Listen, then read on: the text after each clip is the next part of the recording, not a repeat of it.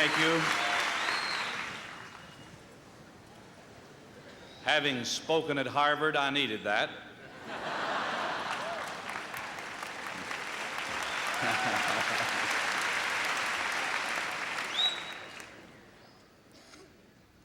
Some of you are wondering how in the world did this ever get started? Well, it happens that this is a moral majority rally, and not really. It happens that the moral majority does a lot of prospect mailing, and we buy a lot of lists to do our prospect mailing. Senator Kennedy, his staff, I'm sure he wouldn't do this, his staff salts the conservative list just like we salt the liberal list to find out what the other side's saying. That's just good business. And as a result of that, in attempting to enlist members of moral majority, we sent a moral majority card to Senator Kennedy. And he remarked, "I know they're not all that happy with President Reagan, but this is ridiculous." To which Cal Thomas had a retort, and the senator had another retort. And the long and the short of it was, a letter went to the senator saying, "Why don't you come down and speak to us?" And just that quickly, and not a surprise, as I heard on ABC last night, he accepted. We just had a wonderful and delightful time at our dinner table. And I'd like to introduce at least, well, only two persons who came with him. First of all, his daughter, Cara. Would you stand, please, Cara?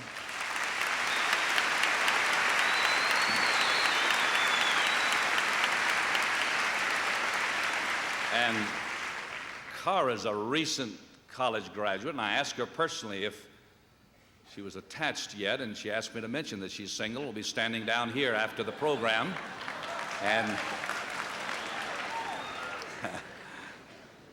And then another very special guest who came with us, and a great delight that she did come, a delight to us, Mrs. Jean Kennedy Smith.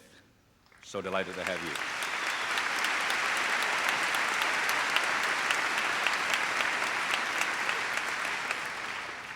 The senator got some horrendous mail from some of his constituents in Boston saying, "Why on earth are you going down there to Lynchburg to speak for that despot, that fanatic, that right-wing extremist?"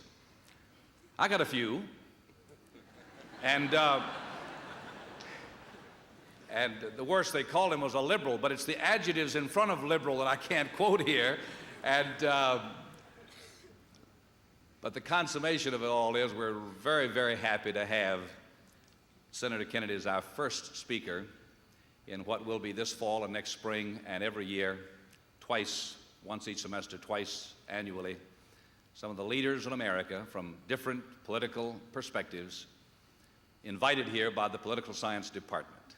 And I want to say personally to the Senator, I'm so glad you came, and our family much appreciates the time out of your schedule. We were hoping that they were voting on something that we were pushing in the Senate tonight, and that we could take him out before the vote, but it just didn't happen that way, and so it's a non-plus all the way, just a good personal experience to have them here.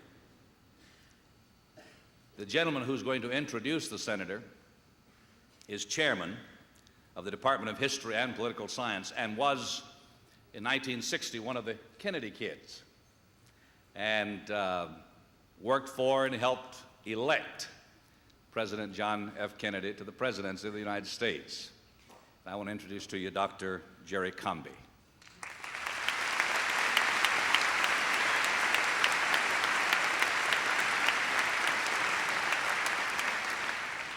The History and Political Science Department here aims to train the young statesmen of tomorrow. In the 1960s, the Kennedys proved that politics can be a young man's game. Ask not what your country can do for you, ask what you can do for your country. That challenge cut across Democrat and Republican, and yes, even liberal and conservative.